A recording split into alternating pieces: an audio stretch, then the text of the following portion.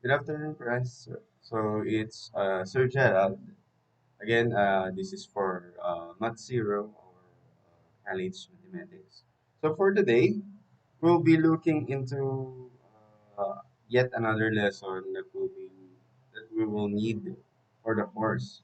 So this is actually just a continuation of our lesson last time regarding geometry, wherein I'm slowly reminding you or slowly teaching you the concepts and the basics that we will be needing in this part of the lecture. So, for today, we will be needing yet again some other concepts and some other things that will be needed in this part of the course or geometry. So for today, we will be actually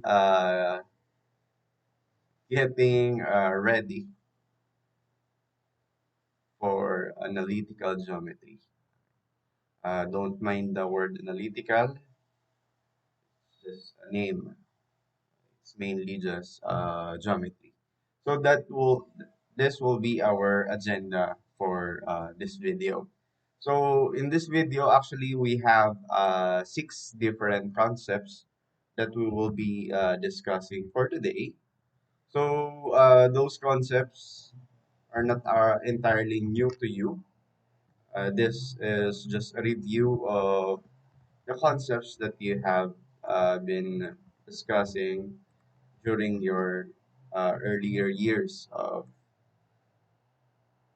learning. So for today, we will be tackling this separate topics, wherein we will be talking about ordered pairs in the coordinate planes. We will be adding, subtracting, and squaring negative numbers. We will be finding the distance and displacement between 2 points or between points, simplifying square roots of square root expressions. And next, we will be scaling proportional relationships and slope of the line.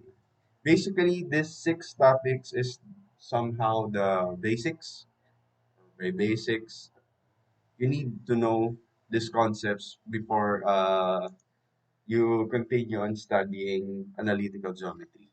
So in that, we will be starting with ordered pairs in the coordinate plane.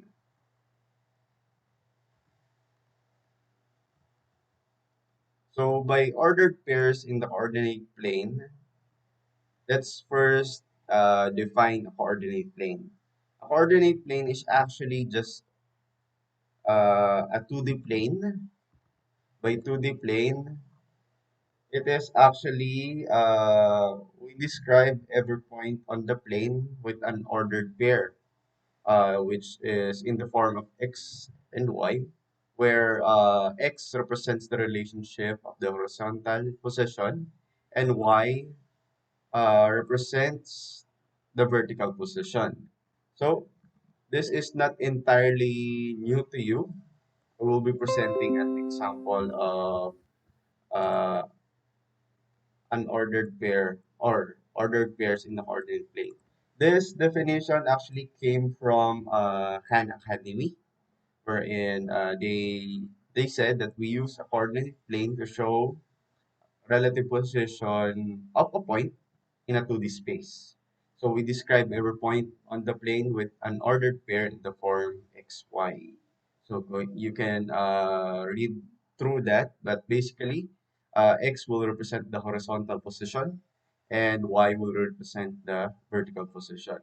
So if we have a coordinate plane, by coordinate plane, it simply looks like this.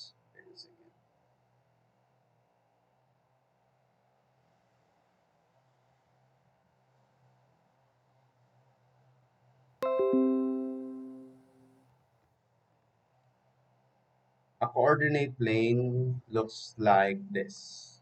Okay, so in that we have there points A, B, C. Remember our notation. We will be still using those notation. So we have here actually 3 points. We have here points A, point B, and point C. So by coordinate plane, we will be just pinpointing the horizontal position and the vertical position of each point. For example, if we have here A, if you look for at point A, we first need to identify its horizontal position, that is X, and the vertical position, which is Y. So for point A, we just need to look at the x-axis, or this line that goes horizontally, and we need to uh, take a look at the line or the number where A or point A is located. So for this scenario, point A is aligned with -3. So for its ordered pair, its horizontal position will be -3. And same goes for the Y, but instead of looking at the x-axis, we will be looking at the y-axis. So it is aligned at -1. So we have here 1. So we can write that actually as point A on the ordered pair 3, -3, 1. That goes the same for B and C. So if you want, you can pause the video before uh, I write the answers, or I write the ordered pairs.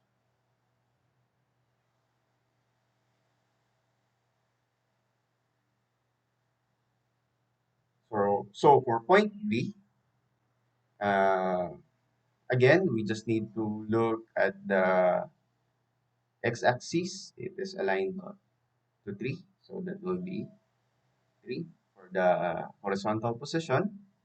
And for the vertical position, that will be -1. So that will be 3, -1. Okay? So that will be for B. Now for C, okay, so let's just look at the horizontal position. That will be -1. We have there C, -1. And we have there 3. So we have there 3. So the ordered pair of point C will be -1, 3. For point B, that will be 3, -1. And for point A, that will be -3, -1. All right. So just additional information regarding the Cartesian plane or the coordinate plane. Uh, we may label each parts of the coordinate plane using quadrants. So if we have both positive horizontal and vertical position, that will be located at our first quadrant, or we just simply write that as Q I, or Roman numeral 1. If the horizontal position is negative and the vertical is positive, that will be second quadrant. If both of the horizontal and the vertical position is negative, that will be the third quadrant. And it will be fourth quadrant if we have a positive horizontal position and a negative vertical position. So that will be fourth quadrant. So how about those that aligns or is located here in the axis? So if we have 0 vertical position, that will be on the x-axis, on the x-axis. And if we have 0 as our horizontal position, that number will be our on, or that point will be on y-axis. Also, if both vertical position and horizontal position is 0, so if we have here 0, 0, this will be on the origin. So this is when, again, this is when we have x, then 0 as our vertical position. And we have here, if we have 0 horizontal position and some number y. So any value of x or any value of y will do. Okay? So that is our coordinate plane. So saan ba natin gagamitin to? We'll be using our knowledge regarding coordinate planes or ordered pairs on the coordinate planes when we are to compute for the distance between 2 points dividing line segments, when we are computing area and perimeter that is drawn or located on the coordinated plane. Okay. So for our next topic, or the next part of this lesson, we will be, this is actually super basic. We already started looking into this last time during our algebra. We will be adding and subtracting and squaring negative numbers. This is actually just a reminder when we are adding and subtracting negative numbers. Just for example, if we have, let's say, we have negative 7 plus 8, okay? Don't be confused on that. The answer here is just 1. How is that? We just take into account the different signs of our numbers. We have here a negative integer and a positive integer. So basically, if we have opposing sign, we just need instead of addition, we will be using subtraction, where we will get the difference between these two numbers. Then, after getting the difference of the two numbers, take note of the higher number. By higher number, if we are to look on our integers, our whole numbers, which is larger. So 8 is larger than 7, so we take note of its sign, which is positive, therefore we have 1. If we have it the other way around, say we have negative 6 plus 5, so again, just take the difference of these two. We have there 1. 1 is the difference, but what is the sign? So in that, 6 is further away from 0 than 5. Therefore, 6 is a larger whole number if we are to get its absolute value. Therefore, we will be taking this sign. So we will have there negative.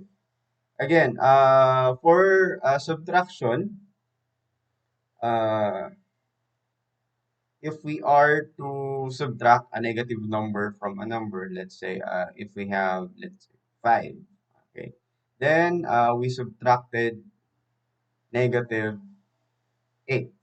So what will happen here? So as the rule of distributive property applies, this negative number will be multiplied to that negative number. So if we have multiplication of same sign, that will be positive. Therefore, we will have there 5 plus 8, which is equal to 13. So, but if we don't have that case, let's say it's just 5 minus 8, we won't be doing that distribution. Again, since we have here different signs of numbers, instead of addition, we'll be just getting their difference. So the difference of these two is 3. Okay. Then which is further from 0, 8 is further than 0. Then we take that sign, that will be negative. Okay, this is just a review. So how about squaring negative numbers? So that depends on which number are you squaring. Okay, so in some cases, if you just plug in negative some number, let's say 2, and you raise that into 2 using calculator, we may be getting different answers. Some calculator may compute this as negative 4. Some calculator will compute this as 4. Why is that? because of the treatment of the calculator on the negative sign. Okay? So, the calculator is treating negative as a different entity, meaning negative is multiplied to 2. Therefore, if we are to follow PEMDAS, we will first execute the square function. That's why we have there negative 4 times negative, that will be negative 4. And for some cases, some calculator treat this as one entity. Therefore, if we have negative 2 times negative 2, we will have 4. Okay, because of the same sign, we will be multiplying the same sign numbers. So we have there a positive number. Okay. So for our case, that depends upon the use of parentheses. In geometry, we will be again using parentheses. So be careful on that. When the negative it is outside the parentheses, you need to first compute for the square, then multiply the negative sign. But in cases that the negative sign is inside the parentheses, you need to square uh, that negative number itself. So meaning to say you have a negative number times a negative number. So this is just a reminder of that. So be careful, class, when you're dealing with negative numbers. Okay. So if you don't have any question, or if you have any question, again, don't hesitate to contact me regarding this primer, or regarding this getting started. So the next part of this geometry primer is computing distance and displacement between points. Okay. So when we talk about distance and displacement, somehow in in some language, this both of these words, both displacement and distance, or distance and displacement, mean the same thing. But in mathematics and in physics, uh, this means they have different meaning. Okay. So as provided by Khan Academy on their primer regarding analytical geometry, distance is how far 2 points is all, and displacement on the other hand is, wait a second. Okay. So here's the definition provided by Khan. And I precise this. So in essence, distance is how far 2 points are, and is always non-negative, while displacement is the amount of change to go from one point to another, including both distance and direction of change. So in mathematics, we may be encountering displacement, okay, and distance, and ayan. When we are computing them, be careful on which are you looking for. If you mean displacement, this can be positive or negative. When we mean distance, this is always positive. So for example, if we are to get our example earlier in the Cartesian plane, just copy that. Okay. Oh, wait a second. Let me just remove some writings here.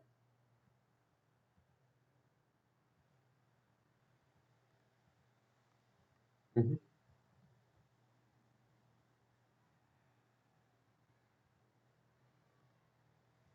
Okay, so we have here 3 points. Okay, so we have here points A, points B, point points A, B, and C. So,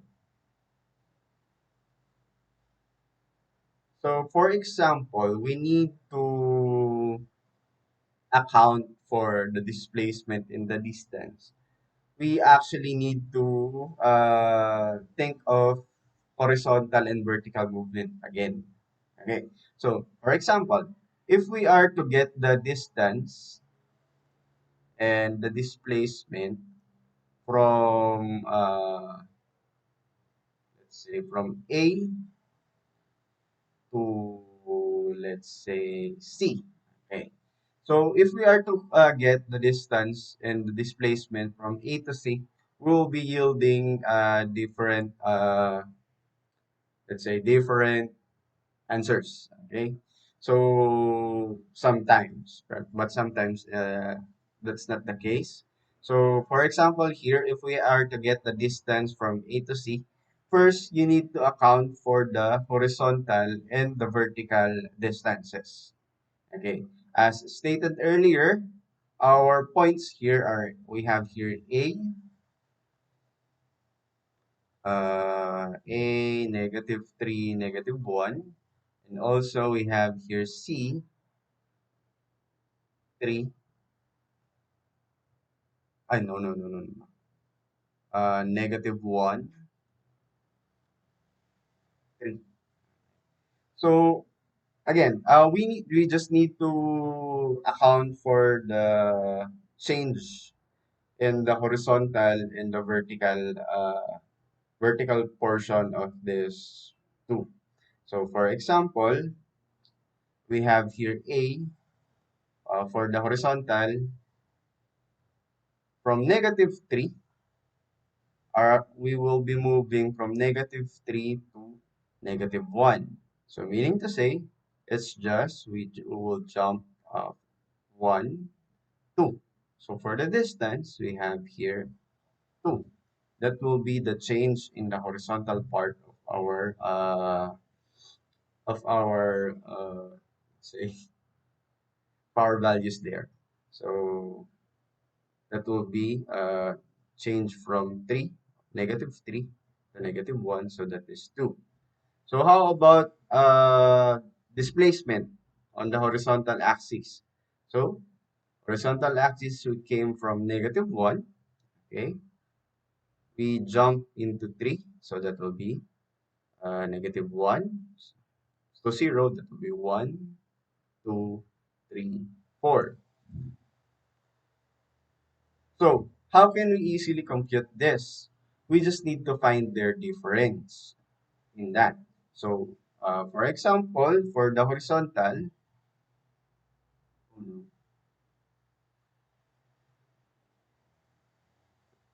be here. So for the horizontal distance, we just need to account for their difference. So we will have here from -3, oh, sorry, it's the other way around. So that will be from to -1, we just need to negate -3, okay? So this will be positive, so we will have there 2. That's why it's 2. So how about this one? So we have here, this is for the horizontal. For the vertical, we will have there, uh, we have there 3 minus -1. Okay? So we'll have there 4 because this will be positive. So, how do we choose kung alin yung babawasan natin or kung alin yung uh, magiging magiging nasa harapan? So, for the computation of the changes, change in if we are to compute for the change in x, we just need to account for the final value of the x or horizontal value minus the initial. So the final is c and the initial is a. That's why we have their -1 from c, and we have their -3 from A for the horizontal, And for the vertical, or the change in y, that will be the final y minus the initial y. So the initial y is negative 3. That's why we have negative 1. That's why we have here negative 1. And the initial is, and the final is 3. That's why we have 3 here. Alright, so how about displacement? So for the displacement, it's not that different with distance. Okay, that will be 2 and 4.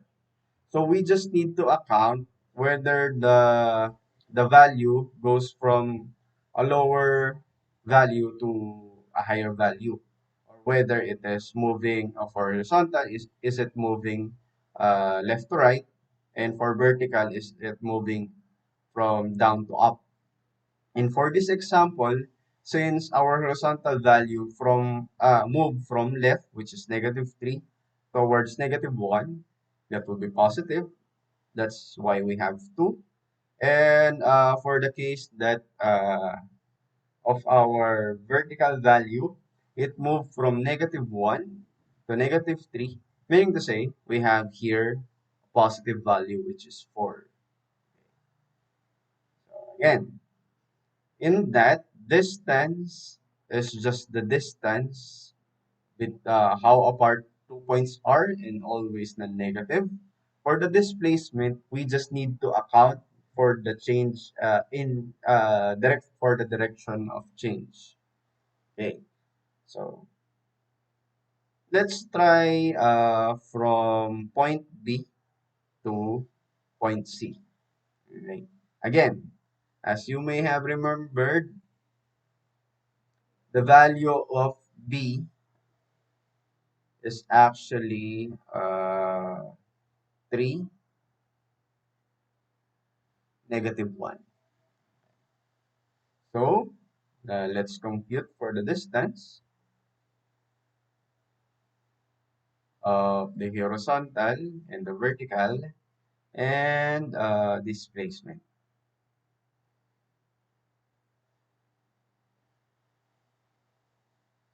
Okay. So in that, we have the initial values, which is B, point B, and other values, which is C.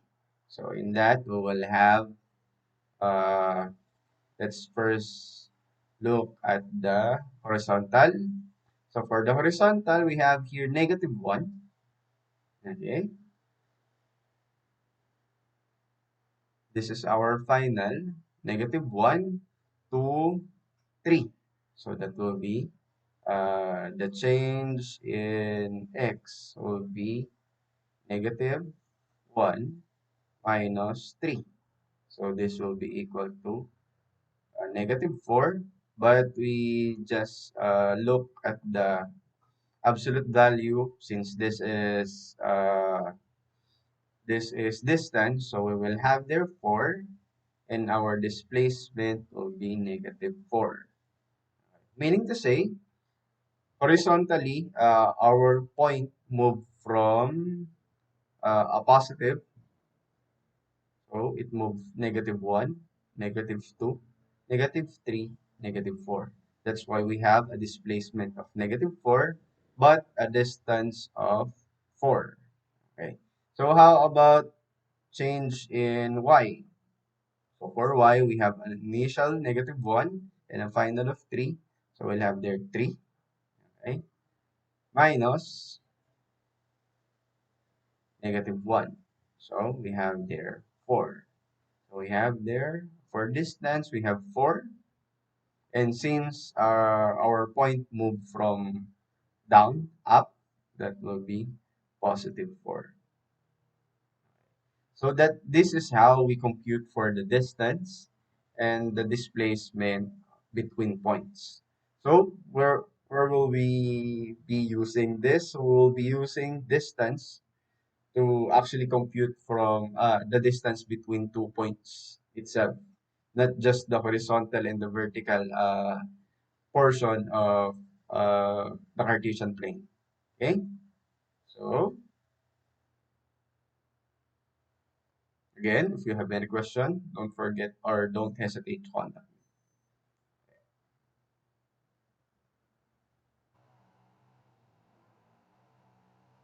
Okay, so for the next part of this lecture, we'll be looking into what we call simplifying square root expressions. So why would we be using this concept? In in hindsight, when we talk about geometry, we'll be encountering a lot of squared functions, especially when we are using the Pythagorean theorem. If you may remember, Pythagorean theorem is just a rule where in a right triangle, so the length of the shorter sides is actually, or the sum of the squares of the shorter side is actually equal to the square of the longer side. So in that, we will be needing to simplify squared expressions. So in that, for example, by simplification, we don't need the exact or let's say the decimal point. We will be simply just simplify. For example, we have here the square root of 180. So when we are to say that we need to simplify this expression, all you need to do is think of a perfect square or the greatest perfect square that you will be that is contained or is a factor of 180. So I will be doing this for you for now. Okay. So we have here we can actually write square root of 180 as 36 times 5, or the square root of 36 times 5. As you may have noticed here, we have here a perfect square inside our square root expression, which is 36. So in that, we can simplify that by simply getting the square root of that. The square root of 36 is 6. So we'll have there 6. And we can write that outside our square root function, and we will be left with 5.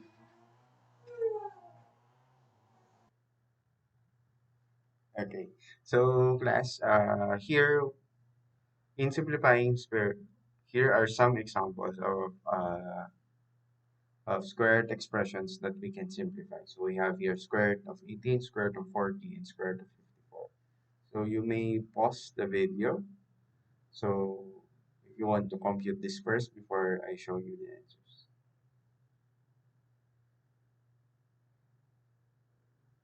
Okay. So for square root of 18, we just need to think of a number that is a perfect square.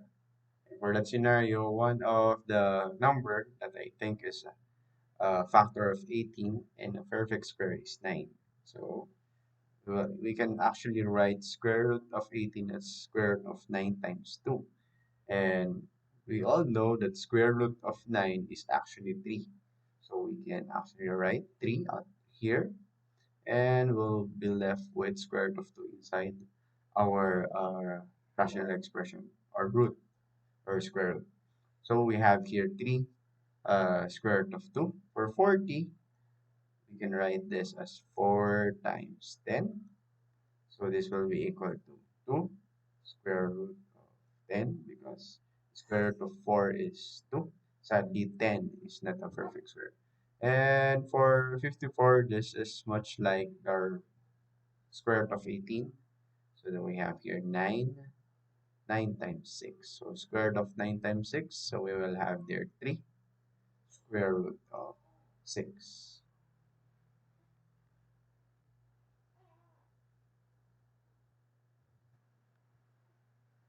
So for the next part of this lesson, we will be talking about scaling proportional relationships. A scaling proportional relationship, this is somehow related to scaling.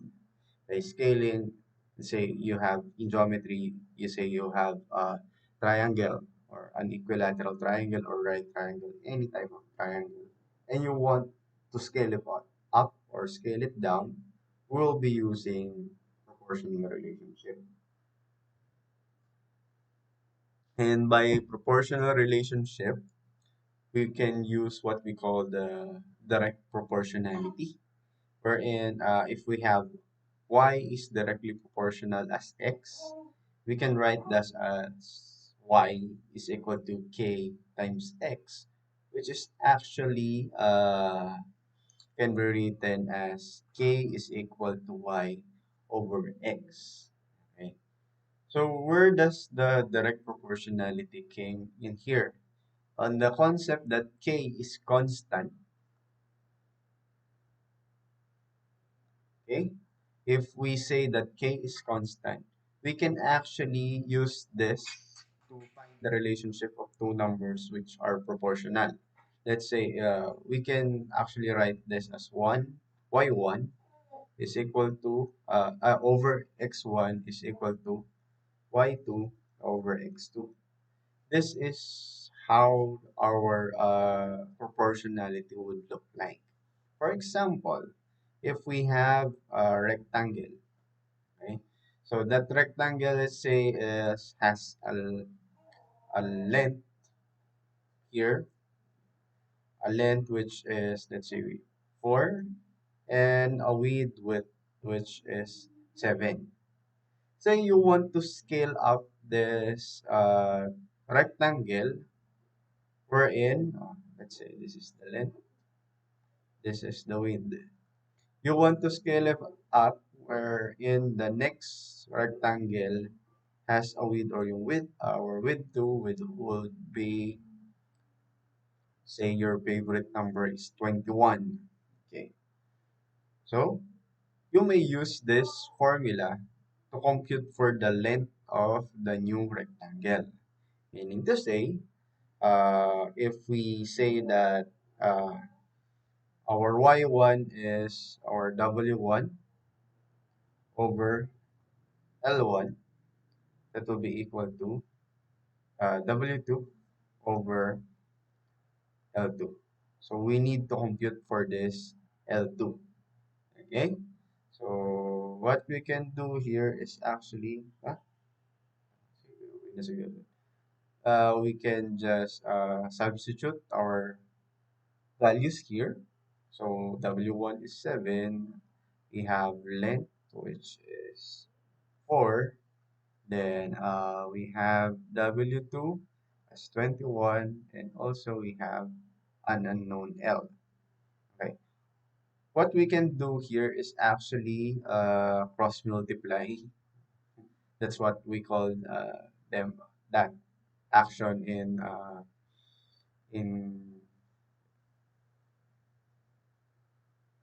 in our early days. So we will have here uh so we'll have 7 L2 is equal to 4 times 21. Okay. Then we just need to divide this by 7, cancel out 7 from both sides. Then we will have here 21 and 7. This will be 3. This will be 1. And we'll have 4 times 3. That will be 12. Meaning to say, our L2 is actually equal to 12. So uh, the new length for a rectangle will be 12 and 21, which will be proportional with our first example. So that is how we do that. Okay. So if you have any question, don't hesitate to contact me. Don't hesitate to send me a message. Alright, so for the last part of this lesson, we will be talking about slope of a line. So in Khan Academy, they actually define this as it is a one way of measuring how steep a line is. We measure slope as the change in y over the change in x, which is the ratio of the vertical displacement and the horizontal displacement. And by displacement, As you may have remembered on our the first part of our lesson, we have here delta y over delta x. Actually, in algebra and geometry, we write m as the symbol or notation for slope. So change in y, that means y2 minus y1 over change in x, which is x2 minus x1.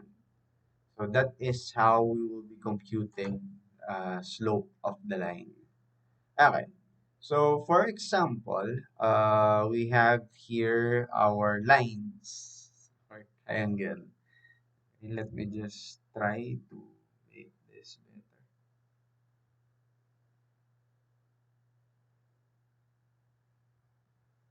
Nope, it's worse. Okay, but anyway, so we have here lines ABC.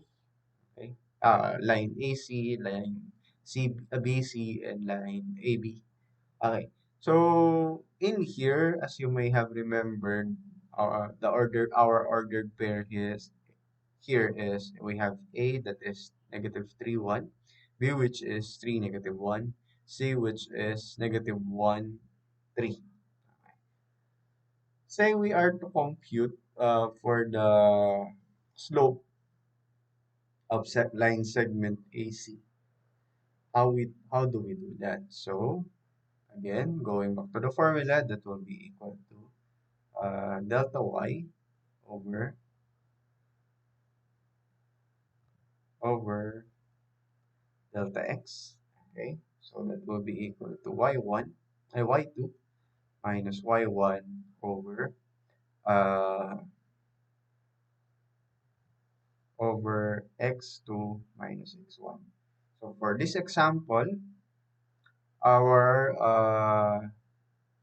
y2 will be 3. So we have there 3 minus our y1 will be negative 1 minus 1 all over x2 which is negative 1 minus x1 which is negative 3. Upon computation, this will be 4, okay, because this will be positive, and this will be 2. Okay, so 4 over 2 is 2, meaning to say the slope of line segment AC is actually 2. Okay, so that is how we compute for the slope of the line.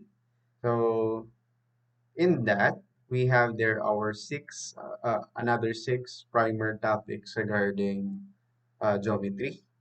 Alright, so in that, your assignment will be to compute for the slope of, assignment.